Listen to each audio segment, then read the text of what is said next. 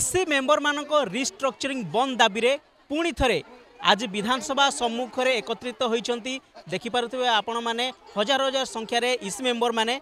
सरकार जो निष्पत्ति रही है इ स्ट्रक्चरिंग रिस्ट्रक्चरिंग है नुआ जो मेंबर मैंने अच्छा से रखा किंतु एमाने निज दाबी रे एपर्यंत अड़ी बसी आम अधिक कथा है जयंत दास अच्छा सभापति आज्ञा फेब्रुआरी मसरे आसी पुणी आज मार्च 19 तारीख आज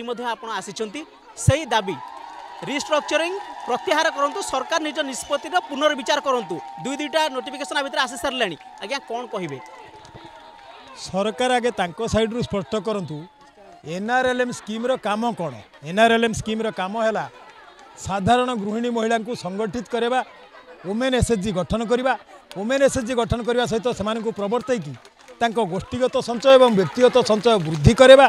संचय गोटे सीमा लेवल को आसीगला आकृष्ट करवा जार जो दक्षता अच्छी कहार हस्तशिल्प दक्षता अच्छी कहार कुटीरशिल्प दक्षता अच्छी कहार खाद्य प्रक्रियाकरण दक्षता अच्छी से मार्ग में ऋण दिया करवा ऋण नेला परे से सही कम विनियोग कला कि नहीं तदारख करवा एवं ऋण नहीं कि विनियोग कला परे किस्ती गुड़ाक ठीक समय बैंक को परिशोध करवा एवं पूरा परिशोध कर सारा पर रिफाइनान्स करैकी आर्थिक स्वावलंबनशील करवा ये स्कीम रहा मुख्य काम यही कामटा करवा कर्मचारी होती किए इसी माने होती ये कर्मचारी सरकार इंटरप्रिटेशन होने महिला मान द्वारा सिलेक्टेड आमर जो आईसीडीएस आरंभ है 1975-76 मसीह से महिला गोष्ठी मान द्वारा अंगनवाड़ी कर्मी सहायिका सिलेक्टेड होते जो मिड डे मिल आरंभ है 90 दशक से मिड डे मिल पाचिका सहायिका सी महिला गोष्ठी द्वारा सिलेक्टेड होते जितेबाला एनएचएम नेशनल हेल्थ मिशन आशाकर्मी सिलेक्शन होता सी महिला गोष्ठी द्वारा सिलेक्टेड होते एम सिलेक्टेड होती स्वायत्त संस्थार स्वावलंबनशील निर्वाचित नेता ये मंतव्य देकी ये जो 2002 मसीह ओडिशा रे बीएलएफ आरंभ है ब्लॉक लेवल फेडरेशन से कर्मचारी माने जाकि गाँ को गाँ बुली बुली जो एसएचजी गठन करके केते 100 एसएचजी रु 6,02,000 एसएचजी करछन्ती ओडिशा रे एवं 70 लाख महिला को आत्मनिर्भरशील होगापी से रास्तार पहुँचाई कामटा को केमी सरकार स्वीकार कर कर्मजीवी महिला मानू काम ग्यारंटी कराओ स्थायी निजुक्ति दियो ये कथा न करैकी बर्तमान धुआमूला सामान वुमेन एसएचजी है कम्युनिटी बेस्ड ऑर्गेनाइजेशन से प्रतिवर्ष निर्वाचन कर मना ना किंतु इसी बोली जो मानू कहूँ कौ ना नामकरण करे भिन्न कथा ये होती कर्मचारी जी मिशन शक्तिर मुख्य अभियोग ऑब्जेक्टिव टाक कार्यकारी कर से कर्मचारी मान को स्थायित्व कर एवं तांकर जो कार्यदक्षता बढ़ी 23 वर्ष भितर से कार्यदक्षता को कार्य लगे प्रमोट करेगी 70 लाख बाद आउ जो महिला भी अच्छा से सशक्त आउ समर्थ होगापी सरकार उद्यम करूँ एवं से प्रभाती परिडा मैडम सी निजे इनिशिएटिव नियंतु सी महिला मानकर नेता है कार्य करातु आम से निवेदन करूँ एवं ये प्रशासनिक भाषा आउ कॉर्पोरेट भाषा कौन ना इसी रिस्ट्रक्चरिंग पुनर्गठन ये सब कॉर्पोरेट लैंग्वेज जिमिति कॉर्पोरेट सोशल रेस्पॉन्सिबिलिटी ना रे टाटा बिरला डालमिया पूर्व आपण विभाग सचिव को भेटिथिले सानिल पंडित मैडम को तांको सहित आलोचना होइतिला आलोचना हला परे सरकार स्तर रे मु एटा मध्य कहिबी शासक दलर वर्तमान सभापति समेत अधिकांश एमएलए सी चाहती ना ये महिला माने ये एफेक्टेड हूँ एक चाहती ना किंतु ये गोटे अहंकार ये गोटे जिद नहीं कि किसी लोक गोटे कॉर्पोरेट डिजाइन टाक एथर वर्कआउट करने चाहूँगी ये जो महिला कर्मजीवी मानू पाखु काम छड़े नहीं कि या अन्य कौटी गति खटेबे कॉर्पोरेट हाउस मानक से षड्यंत्र चली से षड्यंत्र शिकार होती महिला माने तेणु निवेदन करूँ सरकार को मोहन माझी सरकार निजे दाबी कर सी होती लोकंकर सरकार बोली जदि लोकंकर सरकार ताले लोकंक दृष्टि में विचार करूँ या स्थायी निजुक्ति व्यवस्था करूँ ये कर्मचारी मानू कर्मजीवी महिला मानू या अधा बाटू हटेवा ये कथा बंद करके स्थायित्व व्यवस्था करूँ से निवेदन करूँ अधिका ना जिते दिन पर्यटन दाबी पूरण होती राजरास्तार माँ भौणी मैंने से बसवे चातक पक्षी भाया एमाने गोटे रिवोल्यूशन करते गाँव महिला को आणिकी एसएचजी को एंटरप्रेन्योरशिप रे पहुँचे आज ये माने से महिला माने राजरास्तार आंदोलन में अच्छा ये नुआ रेकर्ड सृष्टि करेंगे ए आंदोलन में दाबी हासिल करके जी यही कथा आम आशावादी। धन्यवाद। ठीक मैडम जो कथा आप सभापति कहते जे गोटे जिद्रे अड़ी बसी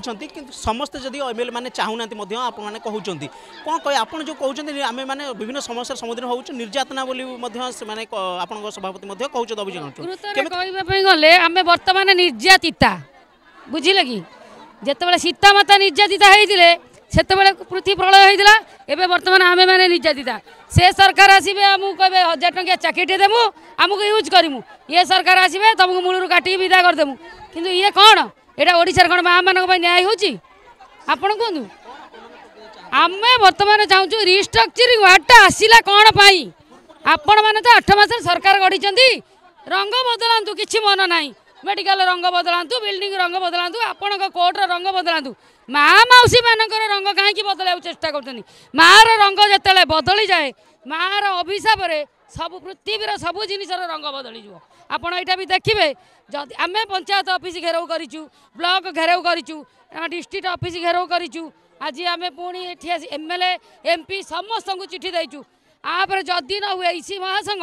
कौन कर देखिए करेंगे निश्चित भाव में किसी ना कि करेंगे मिलित संघ कौन करे आप जानते जड़े करें 10 जन करें लक्ष करें 7 लाख महिला करें निश्चित करें जो प्रभाती मैडम आज नुआ है आसी से कौन जानी ना महिला मान को बदल देले कौन हुए तांकर जदि माँ नाटा को चेंज करी माँ को जदि ममता जगार समता कर कौन तांकर रिएक्शन हम से बुझीपारे बुझीपार